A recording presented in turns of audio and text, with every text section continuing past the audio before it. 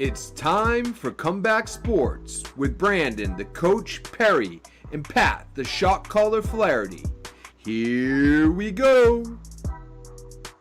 What's happening, folks? Welcome to Comeback Sports. Once again, folks, our weekly sports talk show where we have 10 sports topics that you want to hear about, that we want to talk about. International sports, sports here in the U.S., sports across overseas, sports across the globe. A lot of good stuff coming up for you again on this show, folks. My name is Pat, the Shot Caller Flaherty, and as always, I am joined by my co-host, Brandon, the Coach Perry. Brandon, how are we this week?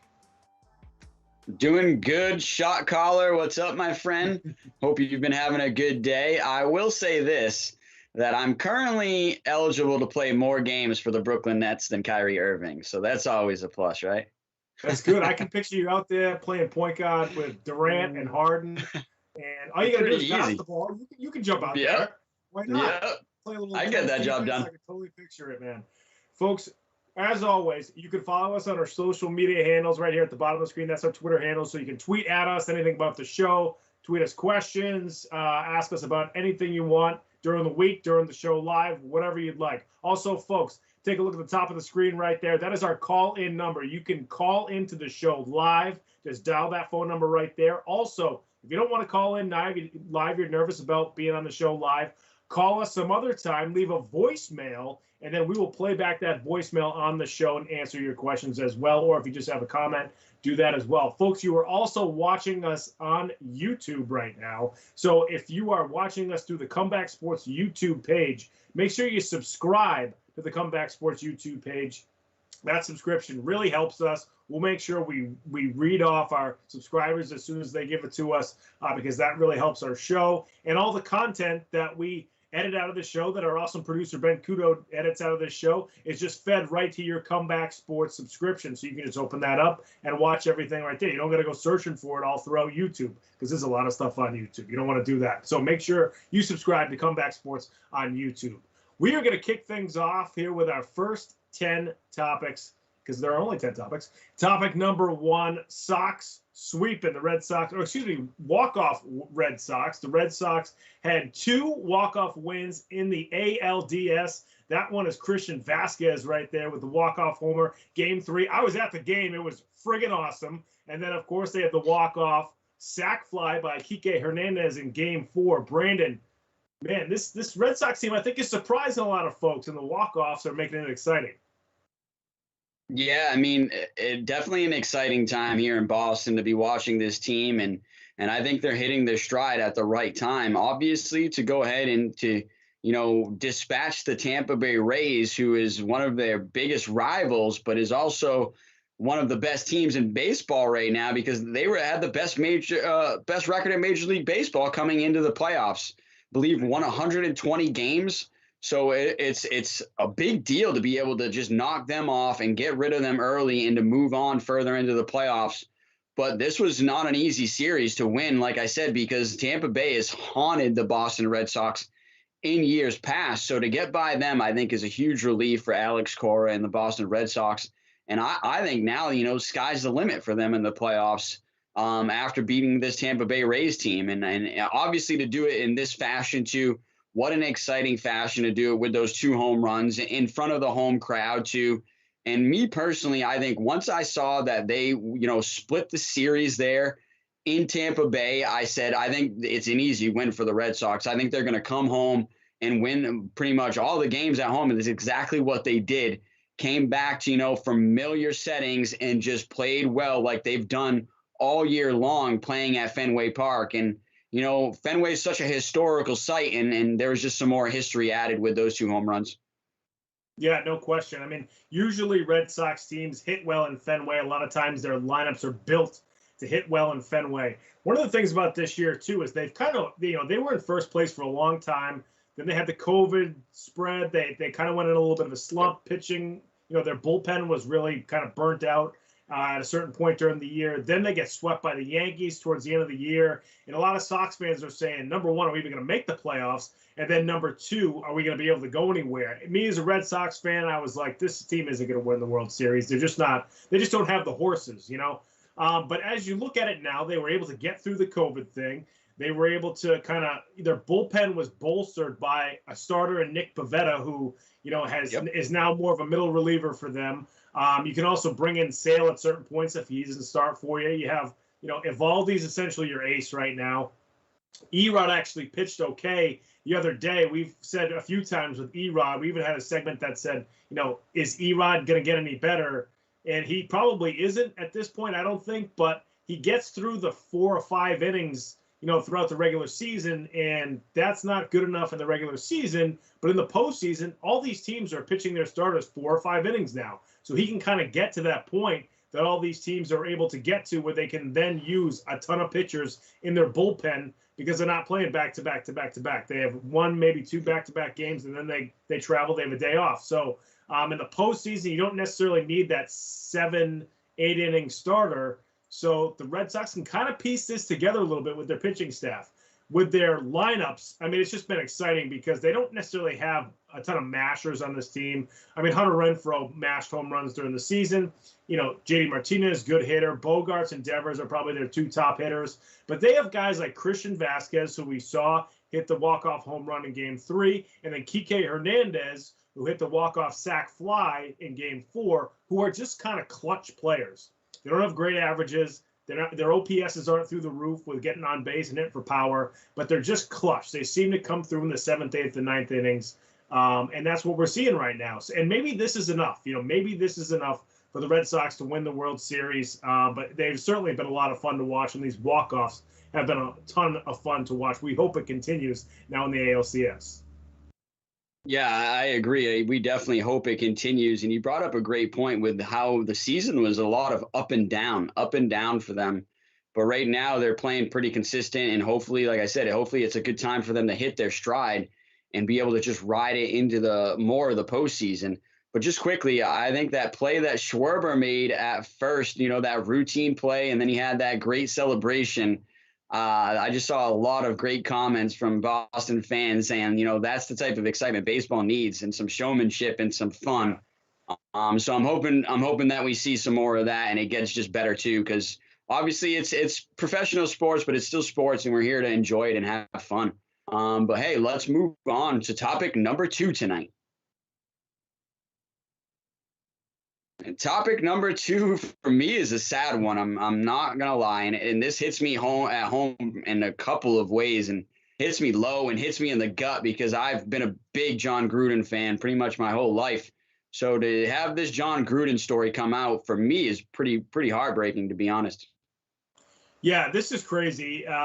You know, when the first story came out, the first thing that kind of popped was that he sent an email about DeMaurice Smith, who's the head of the NFLPA. And the email was stupid and dumb, and he shouldn't have written it. It was just an idiotic thing for him to do.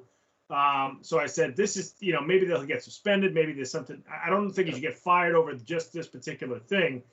Then as they continue to dig through these emails, mostly because of that Washington Redskins story, you're now seeing all these other emails from Gruden that are you know, racial and anti-Semitic, not anti-Semitic, but they were, you know, there's gay slurs, and there was things said about different people. And, you know, they always talk about what was said about Roger Goodell. I don't think too many people are upset about the fact that he, you know, said stuff about Roger Goodell, but everything else, you know, this is a pattern now. And, you know, the email about DeMaurice Smith was 10 years ago. He wasn't the coach of the Raiders for sure.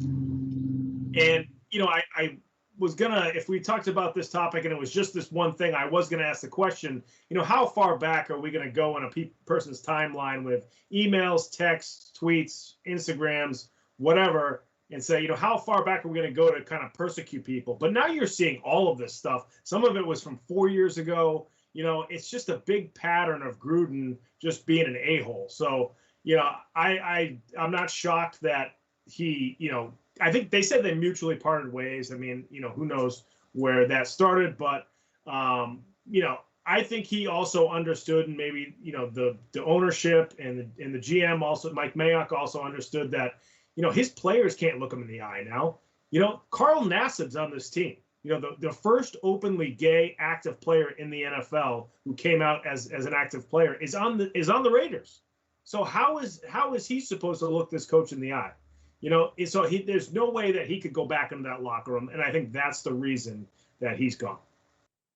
Yeah, I mean, specifically, that was one thing I told some people that were asking me. I said, he's definitely lost the respect of one player in that locker room, and that's Carl Nassib, and probably the respect of a lot of other players too. And that's huge, obviously, when you're leading a team, whether it be in high school or even professional sports or even in college.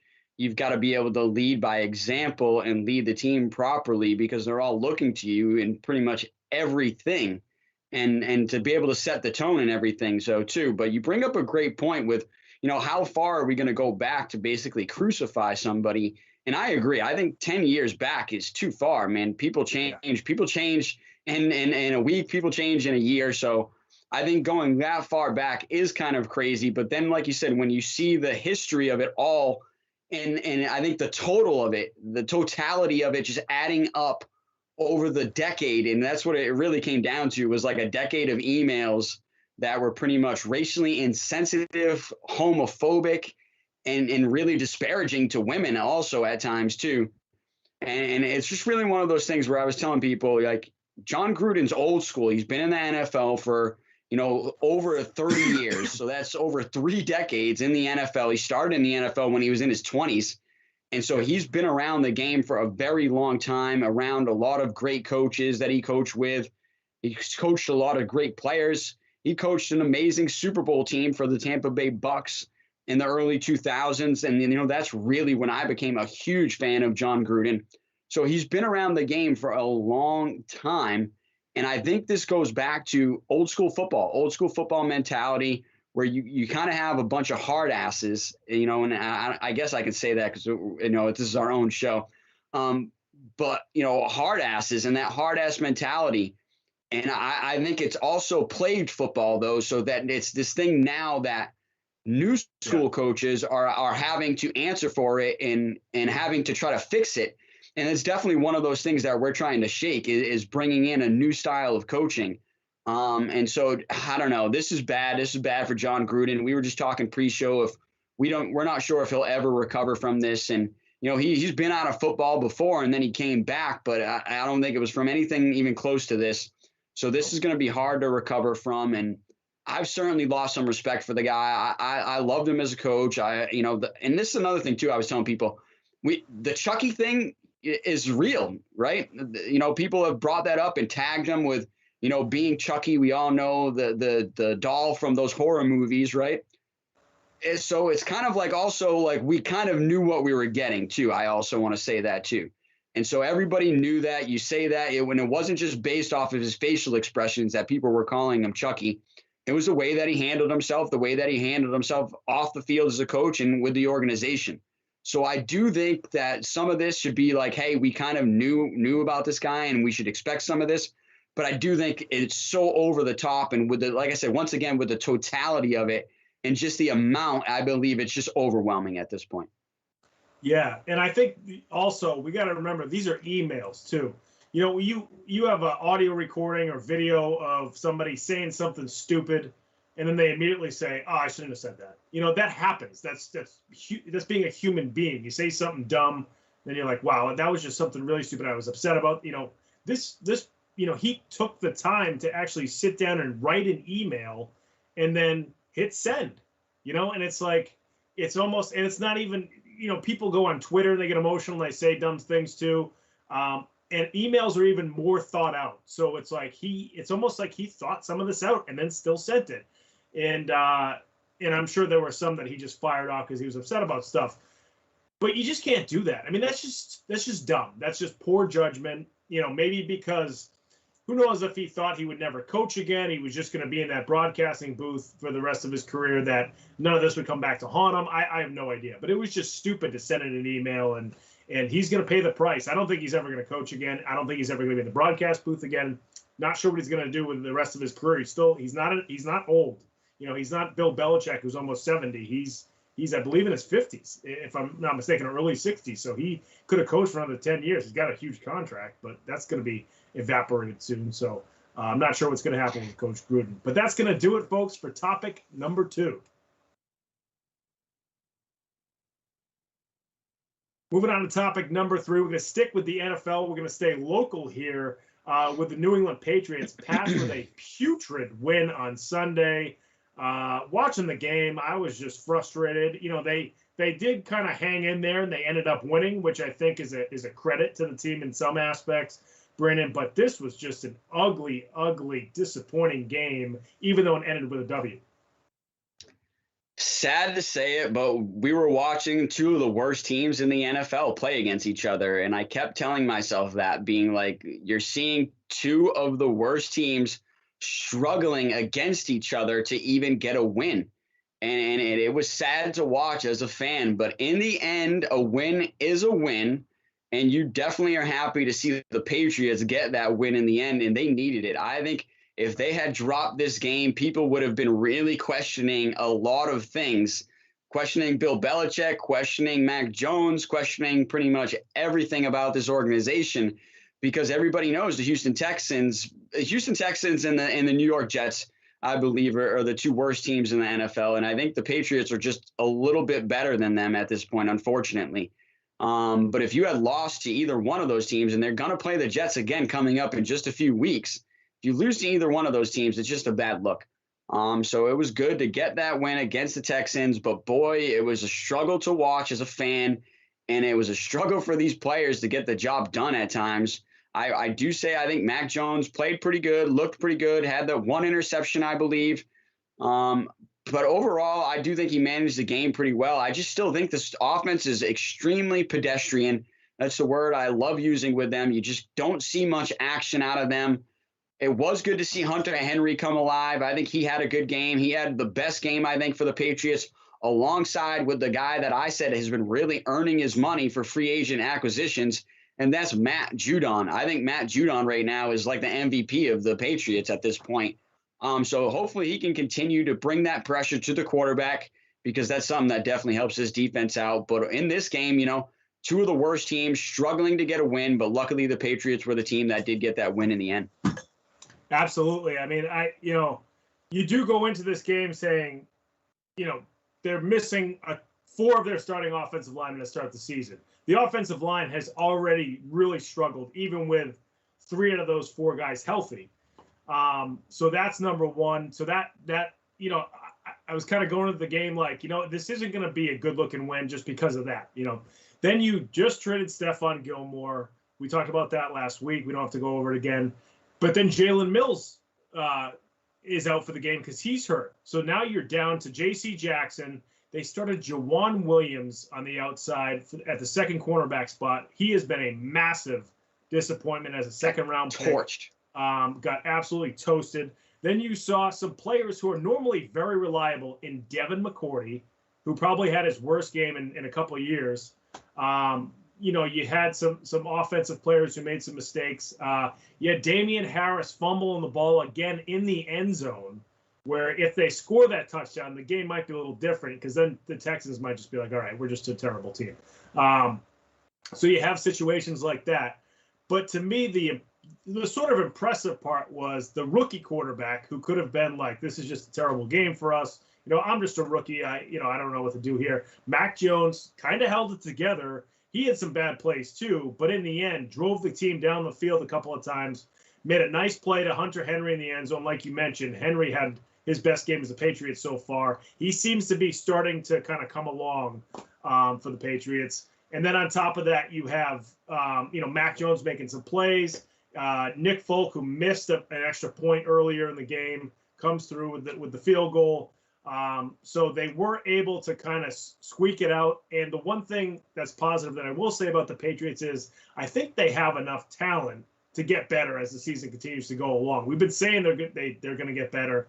Haven't really seen that. You know, we thought they looked better against Tampa Bay. Then they kind of regressed in this game, but they're trying to weather the storm with all the offensive linemen out and the injuries and so forth. The biggest disappointment to me is this defense. You know, we expected this defense to be a little sharper, a better pass rush. We know now that the defensive backfield isn't totally, locked down, but we thought at least, on the back end, they wouldn't get beat over the top with the good safeties they have. And Devin McCourty did not do that well on Sunday. So that part was disappointing. They have a lot of work to do because they have the Cowboys coming up this Sunday. So, like you said, a win is a win is a win, but they have a ton of work to do coming up for this next game. I hate to say it, Devin McCourty needs to retire. I think he needed to retire last year. He's just trying to play out his contract and make the money. I can't hate on him for that. But I think the skill level has dropped over these last few years, along with his brother's one as well. That's why the Patriots dismissed his brother, but they're not as quick to dismiss him because he's been with the team for so long. So it's crazy that you've got some loyalty to Devin McCourty, but didn't have it to Tom Brady. I'll keep bringing that up because it's a big deal, in my opinion, that they're just not showing their really good players the loyalty that they should. But yeah, I will say this quickly. Mac Jones and Hunter Henry developing chemistry is an amazing thing. I would love to see that continue because that could be just a great connection to watch for the rest of the season. But hey, let's move on to topic number 4 tonight. Topic number 4 is a good one, and I'm calling it Chiefs No Longer. Man, they're getting kicked out of the tribe right now. They are not looking that good. But yeah, the Kansas City Chiefs, a team that was predicted to get to the Super Bowl, is just really struggling through their season right now, Pat.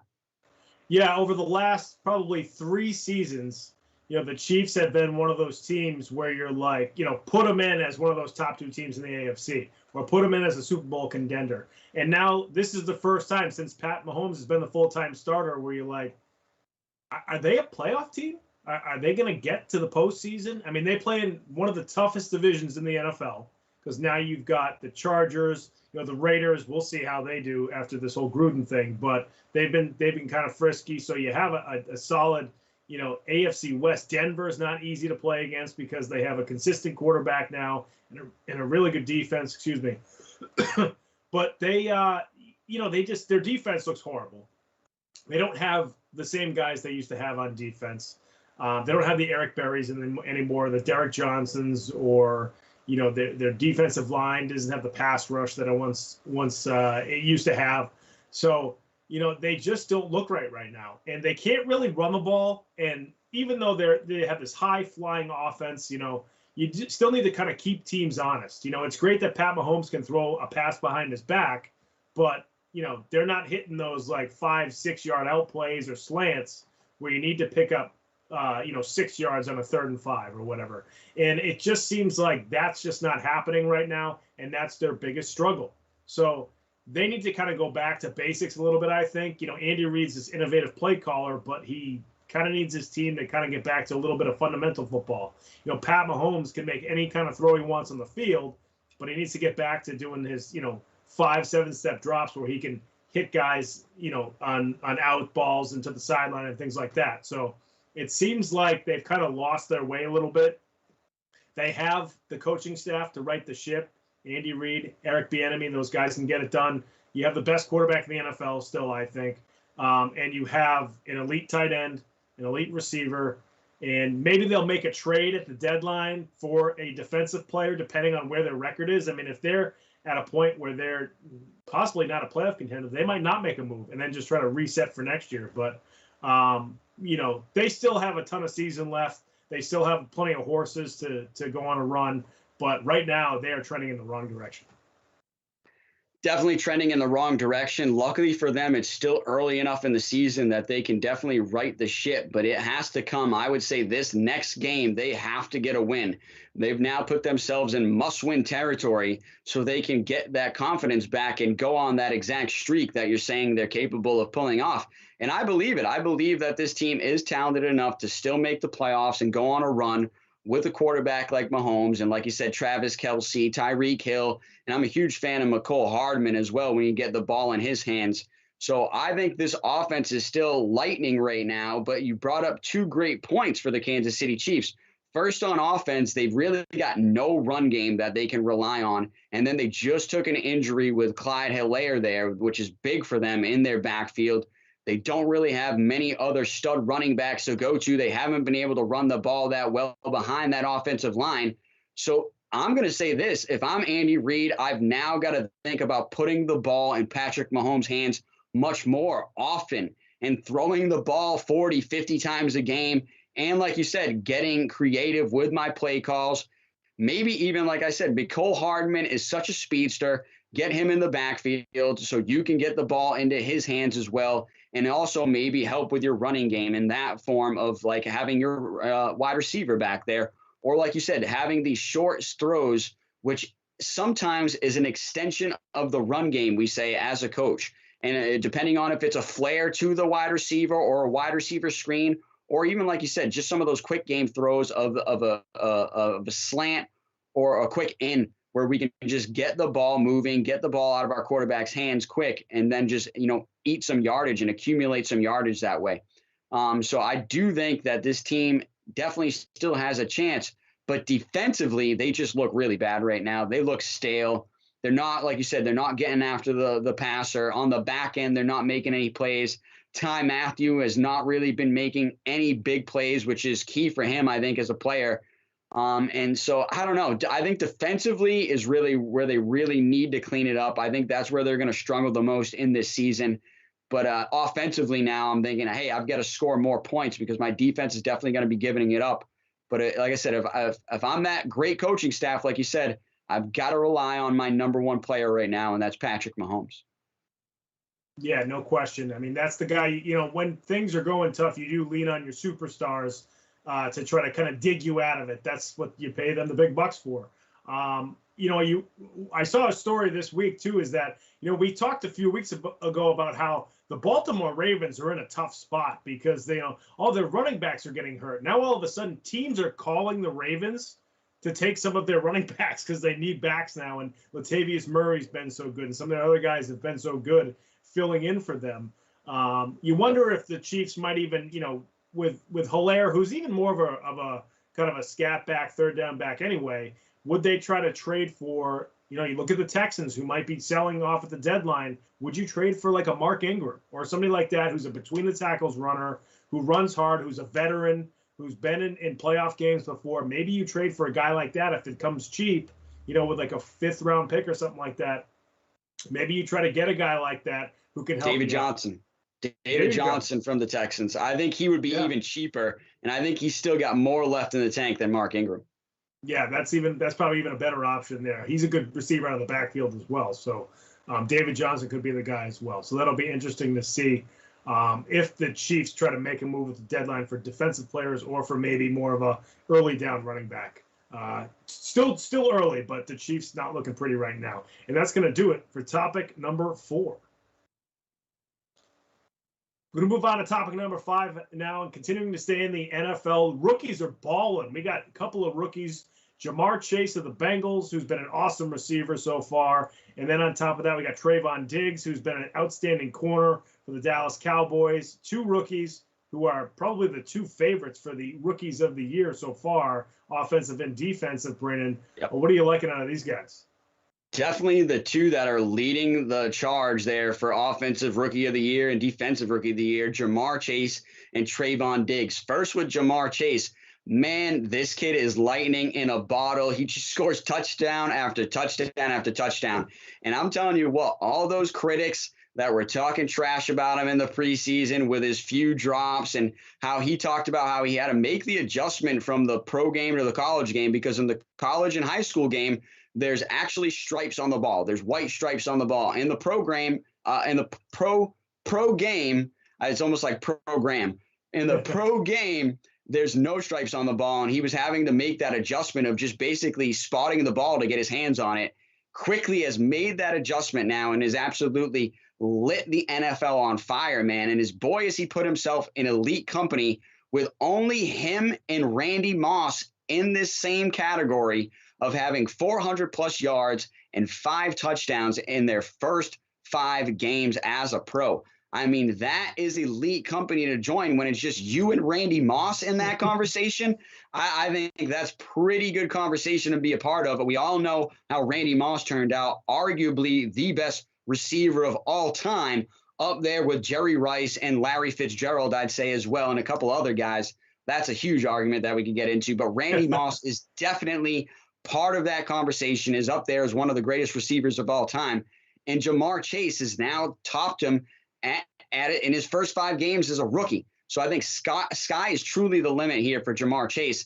And I think if I'm the Bengals, I'm thinking, oh, man, was that a great draft pick with us teaming up the two former teammates from LSU with our star quarterback, Joe Burrow, getting his #1 receiving threat back from college, Ja'Marr Chase. And now they're just continuing to play the game like they were at LSU again, or like they were in the backyard, just playing some backyard football. It has been a joy to watch those two, and I think we're going to continue to see more of that throughout the season. But Trevon Diggs on defense for the Cowboys has been amazing, man. He has turned out to be a shutdown corner that I don't think anybody really predicted that he was going to be this good as a professional player. So he is silencing some of the doubters and really putting Alabama football on the map even more. There was a story out just this week where he said, you know, he was upset that Nick Saban moved him from wide receiver to cornerback, but now he's thankful that Nick Saban did that, and for obvious reasons.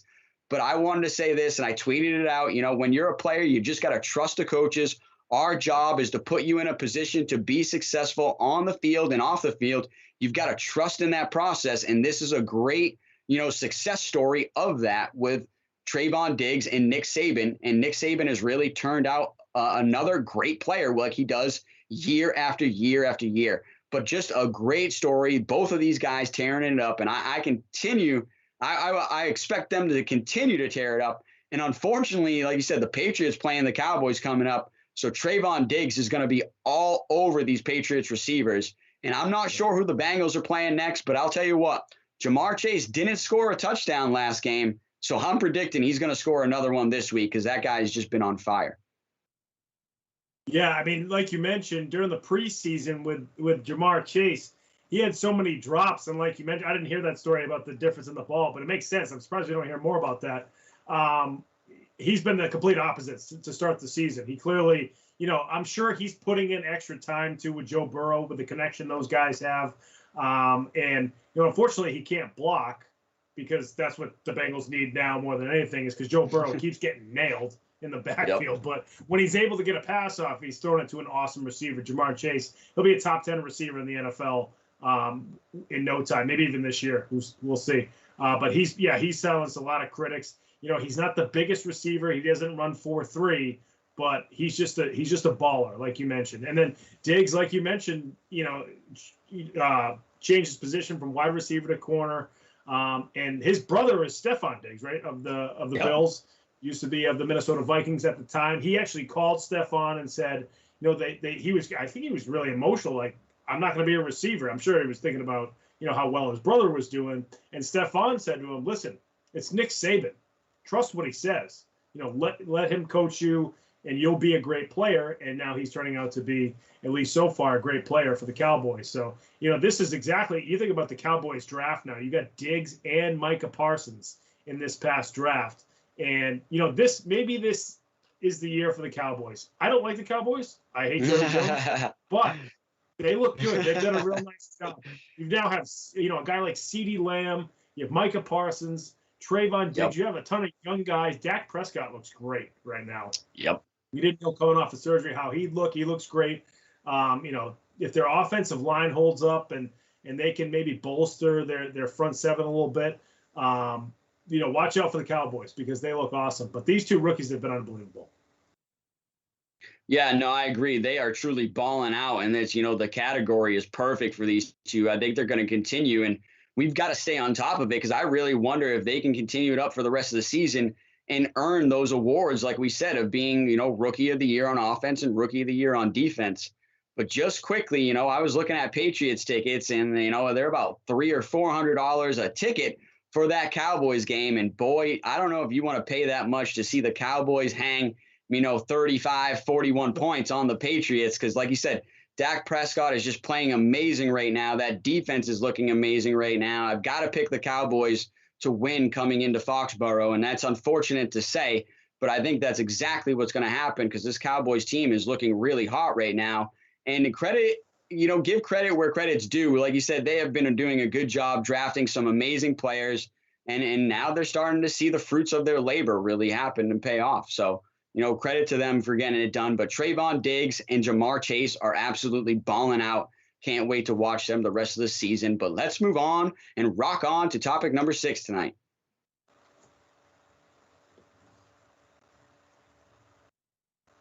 And rolling on to topic number 6, and Lamar Jackson has been absolutely tearing it up, and I absolutely love it. My fantasy team, I've got Lamar Jackson and Justin Herbert, so I am just absolutely enjoying it. Yes, sir. Yes, sir. I am, I believe, 4-1. Yeah, the rest of my team is stacked. You'd love to hear my wide receivers. But it's just, yeah, playing a quarterback is easy choice when you've got both of these guys absolutely tearing it up. And Lamar has just been a treat to watch recently. No question. I mean, I think that, everybody keeps kind of questioning, is Lamar Jackson, he's been good, no question. He won the MVP. He's had good regular season games, putting up good numbers. He's got a team that's sort of built around him, the way that he wants to play. Is he that elite quarterback who can go into a playoff game, maybe even on the road, and beat a team throwing the football? And now you're kind of seeing that. It's still the regular season. It's still early. But the Ravens have not been playing necessarily at an elite level throughout the entire game of the last few games that they've won. They've had a ton of injuries. Yet Lamar keeps charging this team right back towards the end of the game and getting them to a position where they can kick the longest field goal in the history of the NFL to win a game. Get in a position where they can get it to overtime and then score on a touchdown throw from Lamar Jackson and Marquise Brown.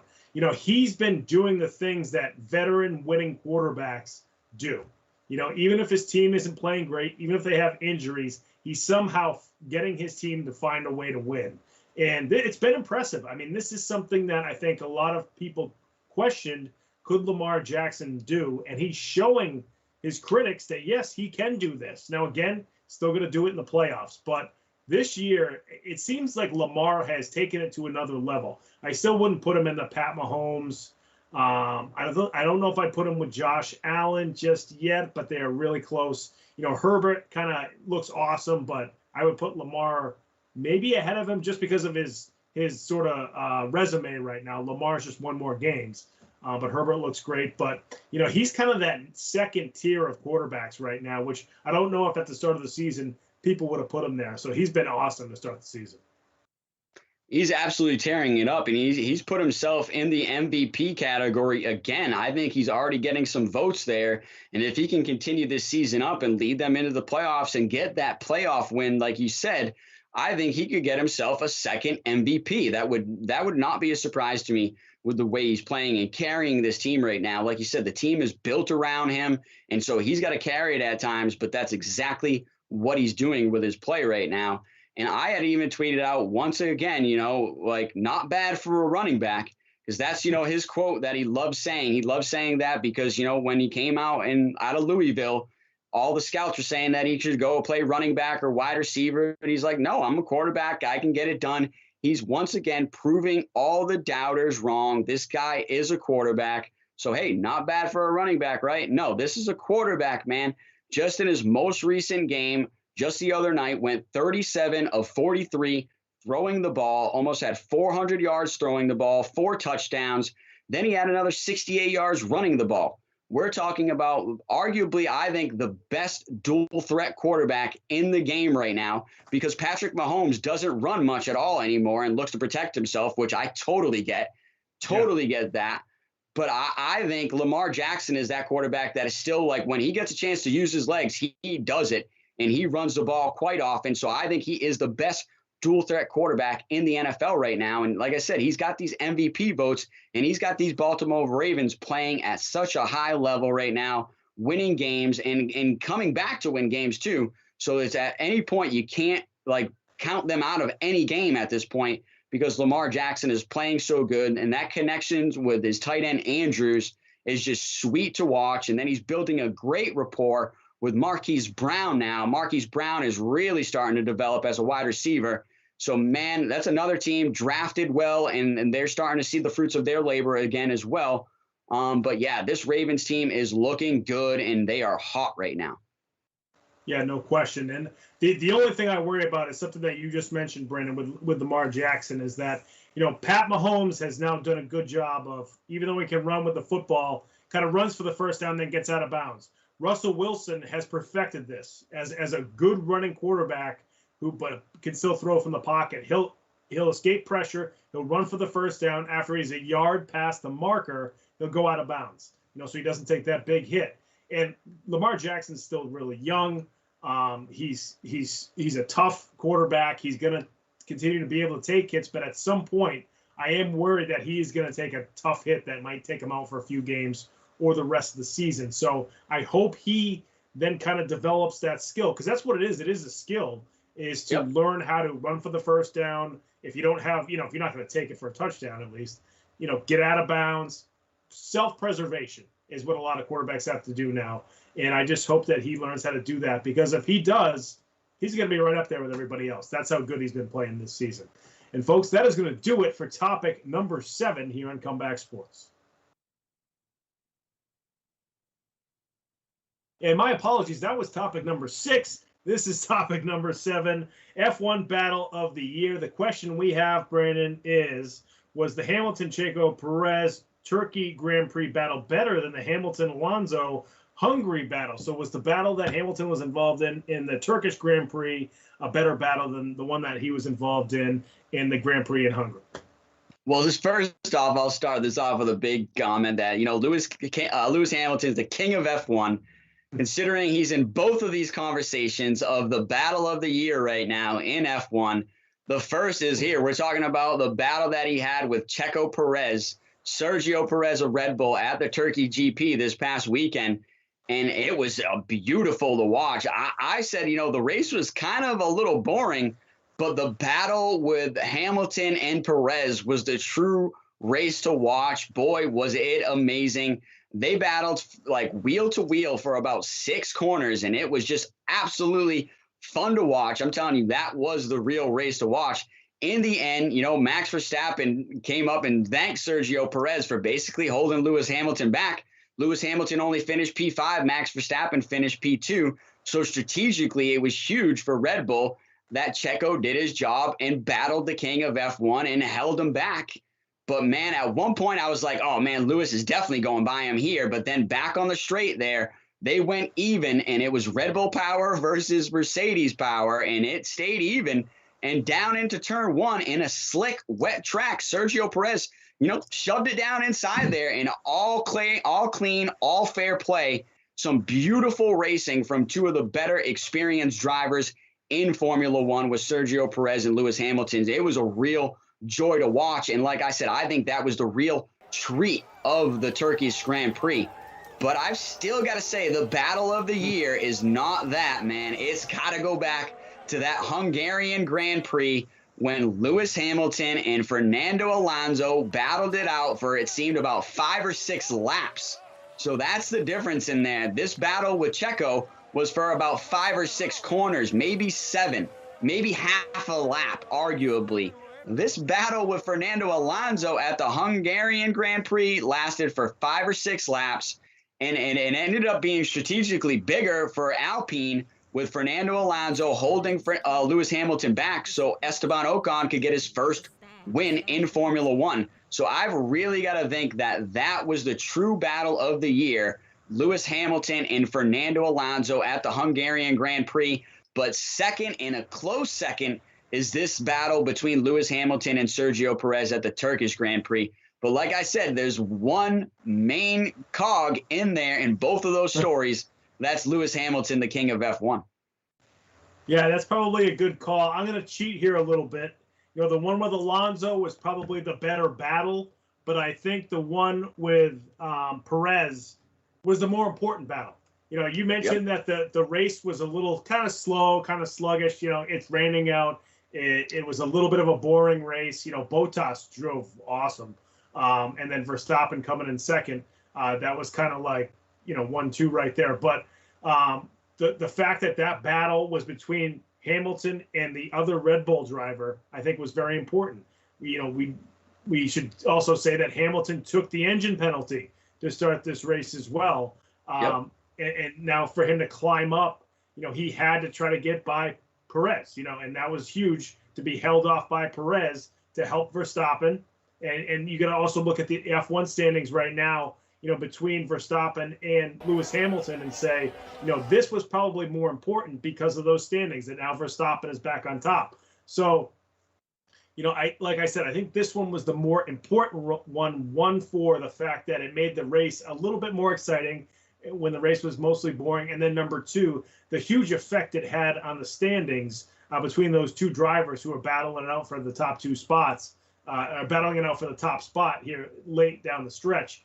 And then to just have, a Red Bull driver holding Hamilton off, that just adds to the drama. If it was a driver from a different team, then it probably is a little bit different. But because it's a Red Bull driver, I think that adds to it as well. So it was awesome to see, and it's just funner to see around the corners too. I know that sounds kind of weird, but like seeing the battles in the corners, because there's so much at stake. That's where drivers sometimes lose it a little bit, and especially in the rain, you think that's sometimes where drivers spin out and things like that. So to see it there, I mean, that was kind of a funner battle for me to see. Yeah, that last cam that he's showing right now with the battle going down into turn one, amazing. Look at the speed that Sergio Perez is carrying into turn one and the commitment under the conditions of rain there to pull that off, and then the trust between him and Lewis Hamilton to, be going side by side like that down into turn one is huge. You can only have trust like that with experienced drivers that know what each other is going to do. And these are two of the most experienced drivers in Formula One right now, and they put on an absolute show there at the Turkish Grand Prix. Like I said, I've still got to go with that Alonso and Hamilton battle as the number one battle right now, but this is a close second. But like you said, this was huge for the championship battle now, with Max Verstappen with a 6-point championship lead going into the United States Grand Prix. But I've also got to say this. We talked about how the best drivers in Formula One are amazing in the rain. Lewis Hamilton starting P11 after the engine penalty, fighting his way back to a P5 finish in the rain under those conditions, passing multiple drivers, getting it done with an absolute masterclass drive. And then got to give cheers to Valtteri Bottas getting the win under those same conditions and having himself a great drive from start to finish. At no point was he under pressure from Max Verstappen. So he did a great job of just going out and getting that win for himself and for Mercedes. But hey, like we said, battle of the year here, and it was a great one between Checo Perez and Lewis Hamilton. But let's move on to topic number 8 tonight. And topic number 8 is another big one. We're sticking to F1. Hey, if you're new here, give us a follow, give us a subscribe, give us a like here. We're on a mission to 1,000 subs, and we need you to hit that sub button and ring that bell so you can get all this great F1 content fed right to your page. But the big story here from the Turkish Grand Prix and for Alfa Romeo is that Antonio Giovannazi refused team orders in the middle of the race. The team got on the radio and said, Antonio, we want you to let Kimi by. He's about a second and a half faster than you. We think if you let him by, we're gonna go ahead and score some points. Antonio, with radio silence back, does not let him pass at all. Then a lap later, I believe, they get on the radio again. He stays with the radio silence, never lets his teammate by, and in the end, it cost Alfa Romeo a point, cost Kimi Raikkonen a point, and this was a big deal for Alfa Romeo. Yeah, no question. When you're Alfa Romeo, you're not Mercedes, you're not Red Bull, you're not McLaren. These points are so important to you. And then, the fact that Gio just kind of didn't even listen to the radio comms, it's just bad form by him, And I think it also shows you, when guys like Bottas or some drivers who are incredibly skilled drivers who are just good teammates. Alonso's been a good teammate to some of the guys he's driven with too, even though incredibly talented and can win races too. But they're showing sacrifice by allowing their teammates to pass them. And you see drivers who aren't as good as those guys not doing that. So it's kind of like, what are you doing here? Look at what these guys are doing. So Esteban Ocon held off Gio by, I think it was like 0.7 of a second in this race. And that was the difference between them earning a point, not earning a point. So, to just completely ignore what your team is telling you to do on a team that's, just kind of fighting to kind of stay relevant. Those teams, and you watch Drive to Survive, and it's more about the teams that are kind of just trying to get into the top 10 than it is about the top 2 teams. But they're the ones that are just fighting for every point that counts, throughout the season. And then you see something like this happen, and you're like, this matters. This is so important to our team, and then we don't get that point because you didn't want to listen to us. You didn't want to be a team player. And that's that. You got to think that, I know he's a talented driver, but you got to think the team's like, maybe this is going to affect the next time your contract is up. Maybe this is something that we have to think about the next time, maybe we're going to replace you. So, if you're Gio, you got to start listening to your team, or else you're going to be out of there in no time flat.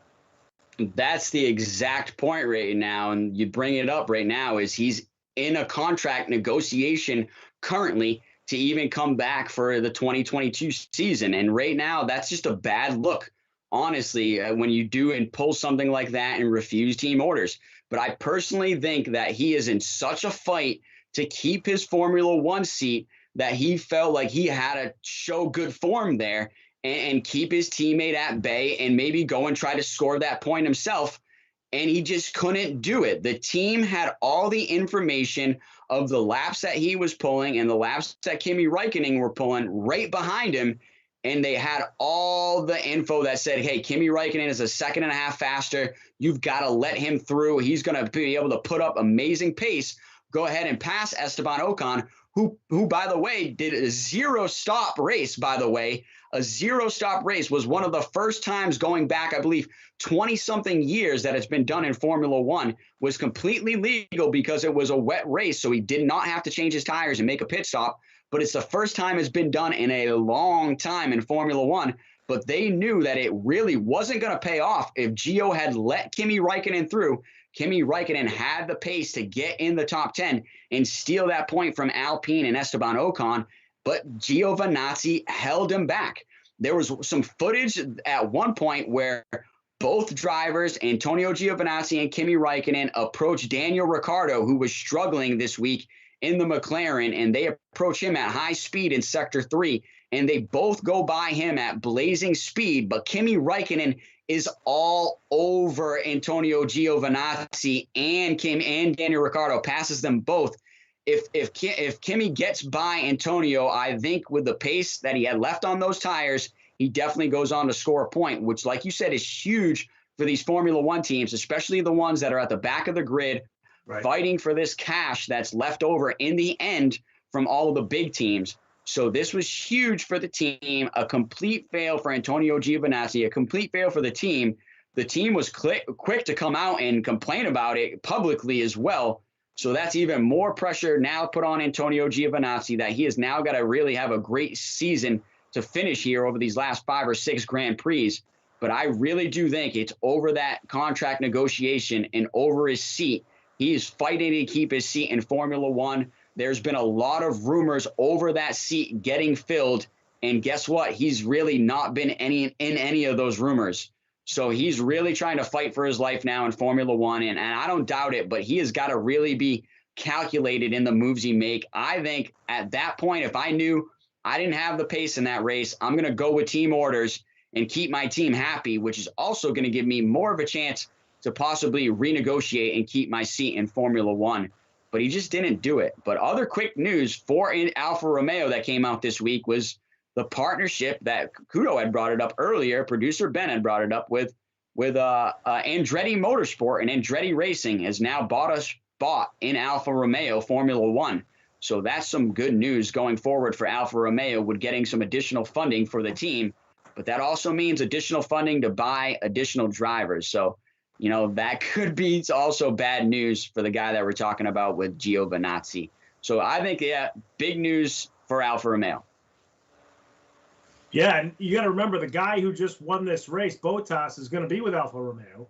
And then, you know, he's not going to want to play second fiddle to Gio. So, if he had done a better job being a better teammate, Bottas might have said, hey, maybe that's a guy I want to race with. Because they just signed Bottas to a big deal. So they're going to probably do what he wants a little bit here. They're at least going to listen to what he has to say. So if he sees this and says, you know, if I was on the track with that driver, and I just won this race, but if I was with him and he wasn't helping me pass, I don't want to be racing with this guy. So dump him and get somebody else. You got this extra money, go get somebody else. You make a good point Dump about him. Love it. Dump him. Let him walk, and that's true. I mean, it's almost like in the NBA when you sign a new free agent and then they want somebody else to play with it, come with them. If he doesn't like the guy that's on the team, he can certainly weigh in on that decision. So I don't think Gio helped himself. I think he was trying to do a little too much instead of just trying to be a good driver and let the team help him out there because they have all the information at their fingertips, unlike him who's in the car. So certainly not a great weekend for Gio there. And that is going to do it for topic number 8. Of course, we're going to move on to topic number 9. And boy, has this come up fast.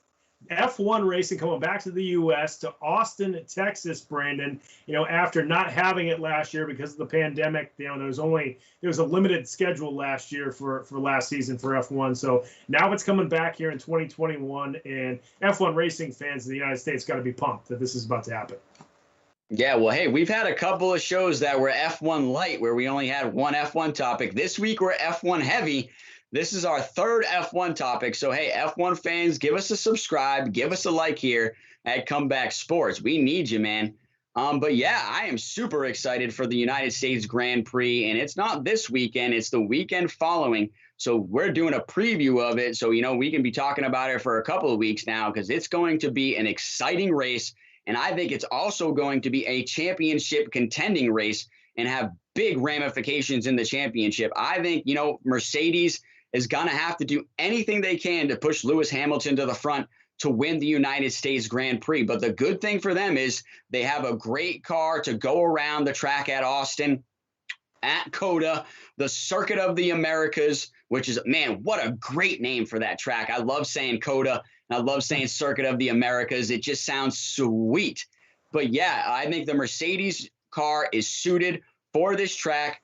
I do think, though, that the Red Bull is obviously the best car on the track this year, undoubtedly with the amount of laps that Max Verstappen has led compared to the field. It is just astonishing. Max Verstappen has led like 433 laps or something like that. The rest of the field combined has only led like 469. So just think about that. Undoubtedly, the most dominant car in the field this year is the Red Bull. So I also think the Red Bull is going to be suited to go around this track. So I do think you're going to see an amazing battle between the top teams and the top two drivers of Lewis Hamilton and Max Verstappen. I've still got to go with Lewis Hamilton here, picking him to win the United States Grand Prix and bounce back after his P5 showing in Turkey. If there's anybody that shows great form and bounces back, it is Lewis Hamilton, the king of F1, and I think he is going to come here to the United States and put on a show for the fans in Formula One at the Circuit of the Americas. But it is great to have F1 back here in America after the pandemic shutdown. We unfortunately had our race removed from the calendar there in 2020. So to have the calendar come back to Texas and get our Grand Prix back at Austin is an amazing thing, an exciting thing. And then obviously in 2022, we're going to have 2 Grand Prix here in the United States with the United States Grand Prix and then also the Miami Grand Prix. So exciting times if you're a Formula One fan here in America. Yeah, this is going to be great. First of all, Austin is an awesome city. If you haven't been, folks, you want to go out somewhere, go on Rainy Street. It's a blast. But yeah, it's great that they're coming back to Austin, Texas, which is kind of, in the middle of the country. It's certainly a college football town too. You might be able to do a Longhorns game. Not sure if they're home that weekend. Longhorns game, then go to F1 on Sunday. That would be a pretty sweet weekend if you're a sports fan down in Austin, Texas. But yeah, you're right. And I think the biggest thing too is, correct me if I'm wrong, this is the first race since both Verstappen and Lewis Hamilton took their engine penalties. Now they both have those out of the way, and now they're gearing up for this one. So this is kind of that first one where they can kind of both go full bore in this race, as they try to lap each other in the standings. So that's going to be exciting as well. But like you mentioned, F1 fans haven't seen a race in person since 2019. So it's been 2 years. So anybody who's an F1 fan in America is going to be pumped to go see this in Austin, Texas. And it's just, we're going to talk about this in the next topic as well, but it's just kind of giving us a feel of getting back to normal. Things aren't still totally normal in sports right now. We got to provide vaccine verification at some arenas and so forth. And some professional athletes don't want to get the vaccine. That's a whole nother topic, although we have discussed it here ad nauseum. But this is a return to normalcy, getting F1 back here in America, Austin, Texas. Great setting for this. There's going to be a lot of college fans there. It's a great city. Awesome that they're having F1. Yeah, it's amazing to have F1 back here in America and back in Austin, Texas. And, a couple of teams that do amazing things when they come to the United States Grand Prix is Red Bull. They usually will do something with their drivers to promote their team, and it's something awesome. I remember a few years back, Max Verstappen and Daniel Ricciardo went to a local high school football team, and they suited up and they went through some football drills together. So that was exciting to see. I believe that was in 2018 or 2017. And so they always do something. Daniel Ricciardo is always dressing up in cowboy hat and cowboy boots. And so I think this year with him and Lando on McLaren, I'm also expecting McLaren to do some exciting stuff for the United States Grand Prix. But a lot of these drivers love coming here to the United States. Like I said, number one, Daniel Ricciardo and Lewis Hamilton, they always talk about how they love coming here with the United States fans and just spending extra time here in the States. So I think this is going to be an exciting race for us fans here all across the world, but definitely for the fans of F1 here in the United States to have F1 back at Austin. And then obviously, like I said, it's just a setup, baby, to have the two of them next year, having the United States Grand Prix in Austin and then the Miami Grand Prix as well. So this is just a little teaser of having F1 here back in the United States. But boy, are we excited for the United States Grand Prix in the next couple of weeks. But let's move on to our final topic of the night, topic number 10. Topic number 10, and we are marathoning again. And no, we're not talking about our show. We are talking about the Boston Marathon going on, and it is back, baby. And I might be a little biased here, but I think this is the greatest marathon in the world. Yes, you can count as two of us having that same opinion. Boston Marathon, there's just nothing like it. If folks have never been, it's better in person. I mean, it's great to watch live here in Boston. The Channel 4, the channel that takes care of it, does a phenomenal job. They've been doing it forever. And it is just a blast to watch.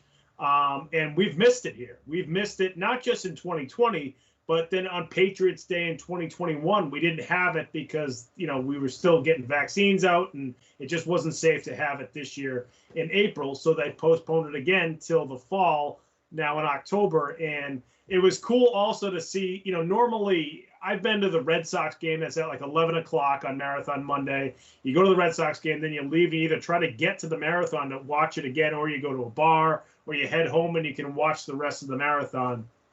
And it's just an awesome day. It certainly had some extra special meaning since the bombing back in 2013. But it's just great to see it back. It's been just weird not having it on Patriots Day, and then just not having it at all. And then on top of that, I believe the Baltimore Marathon was over the weekend as well. I know some marathoners were trying to do both, which is just, I can't even imagine that. But just to have these back, these large gatherings, we just mentioned it with F1 coming back to Austin, but a return to normalcy, to return to our schedule that we're normally used to here in sports in America is just an awesome thing. And just to see all these runners that ran in the race. James Devlin, former fullback of the New England Patriots, there he is right there, running in the marathon, which was awesome. Jakob Johnson, who's the Patriots' current fullback, actually took a picture with him on the course at one point, which was cool to see as well. But yeah, just having this back is huge. It's just, with everything everybody's dealt with, to have this kind of feel-good day of the marathon here in Boston was great to see. I got to say, I want to know Devlin's time. At that pace, he looks like he came in at like 5 or 6 hours. He is just straight chilling out there at that pace, but I don't blame him. Fullback carrying a lot of weight, and I think if he finished, that's impressive in itself. But yeah, it's great marathon. Like I said, I think the best marathon in the world. Undoubtedly, it carries a lot of runners that come here from around the world. The best runners come to win this. This is a staple on your resume if you are a marathoner. Winning the Boston Marathon, winning the New York Marathon, that's another one that's up there as well. The London Marathon is another one that's up there. But Boston Marathon's bigger than both of those, man. This is the best marathon in the world. So if you can win this, it comes with some prize money as well, which is great. The top 10 runners actually make some prize money. Now, at one point, there was a United States runner leading the pack. Unfortunately, got caught on Heartbreak Hill. Like, what a place to get caught, too, right? Heartbreak of your race. Many runners. Yeah, yeah, it really does. It takes so many runners down. It took another one down. Luckily, though, he did finish 10th place overall and won, I believe, about $1,000 or $1,500. So to get a United States runner in the top 10 is amazing. But yeah, you brought it up. Some runners were doing double duty. The day before was the Chicago Marathon. So you had some runners doing the Chicago Marathon and then taking a red-eye flight and doing the Boston Marathon. So I'll say this before, I'm a track coach. Marathon people and distance people are crazy. They're in their own world, okay? It's a completely different world, one I will never understand. I'm in the world of sprints and jumps, and us as sprinters, we just look at distance people and marathoners like they're crazy. And I think that proves it when you do the Chicago Marathon one day and then the Boston the next. But it's also an impressive feat. I've definitely got to say that. And finishing any marathon is impressive, but winning the Boston Marathon carries so much weight. And like I said, the greatest marathon in the world, in my opinion. Yeah, a lot of people consider it the toughest marathon, too, with the way that the streets are rolling hills in Boston and throughout Massachusetts, too. So not just the greatest, but also probably the toughest one. So if you win it, it's almost like that much more impressive when you do conquer the Boston Marathon. So awesome to have that back.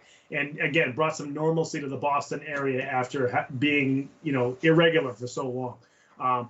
Folks, that's going to do it for our show this week on Comeback Sports. Again, if you want to call in, if you want to leave a voicemail, we just have the call-in number on our screen. So make sure you call into our show or leave a voicemail throughout the week. We'll answer your questions. We've done it before. We'll certainly do it again. You can jump in our live chat on YouTube and ask us a question. You can also tweet any questions at Brandon and I's Twitter handles right there at the bottom of the screen, so make sure you check that out as well. And we also tweet out the live link every week, so make sure you follow us there, and you can follow us on YouTube and watch the show live on YouTube. And also, as we've been saying, make sure you subscribe to Comeback Sports on YouTube. That helps us out, but it also helps you out. Anytime our awesome producer, Ben Kudo, cuts up any of the content, it gets fed right to your subscription page. So make sure you do that as well. Brandon, final thoughts before we sign off here from Comeback Sports once again. Yeah, hey, Max Verstappen fans, don't be thinking that 6-point championship lead is fat cat time. The championship battle will resume at the United States Grand Prix. It's going to be fun down the stretch. Real quick, we didn't get to it. Tyson Fury fight number 3 was pretty awesome. Didn't watch it live. Saw some highlights, saw some video. Very awesome. Great fight for heavyweight boxing. They needed it. They got it over the weekend. Folks, thank you so much for joining us here at Comeback Sports. We'll see you next time. Take care.